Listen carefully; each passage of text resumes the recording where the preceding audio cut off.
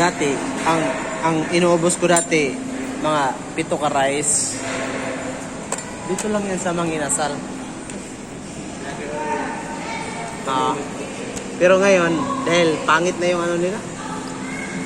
Sinisiraan mo.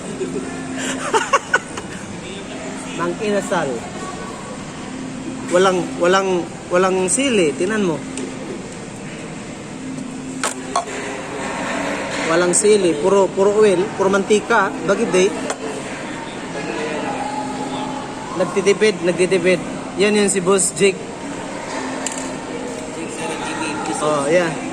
You subscribe to your YouTube channel, Brother Jake. Jake Zara TV. And Boss Jasper. Ito yung pinakalakas namin. Ito yung technician namin na walang iba.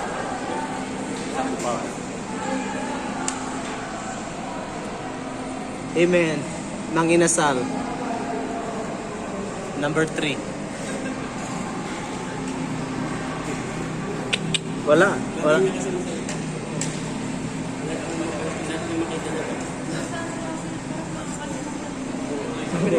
Gagawin lang ng istorya, madali lang. Sa'yo madali. Oo. Nagdi-discuss sila kung sino daw ang ano. O, tagay tayo. Pero born again naman, tubig na lang. Amen. Hindi namin naisip yan. Di ba, sir ba? Tubig na lang, sir. Pero nasabi. Sa'yo, tagay. Okay. Goodbye. Yan pala yung ano namin, no? Assistant ni boss. Secretary. Yan yung tagahawak ng mga milyonis. Influencer. Pero sikreto lang yan. Secret pero pinurgar niya na dyan. Grabe. Naka-play ba? Naka-play ano? Okay, bye-bye. God bless you. Sa pag-deliver namin, naka-4 na kami na computer. Sayang yung isa. Lumipad, nabasag tuloy.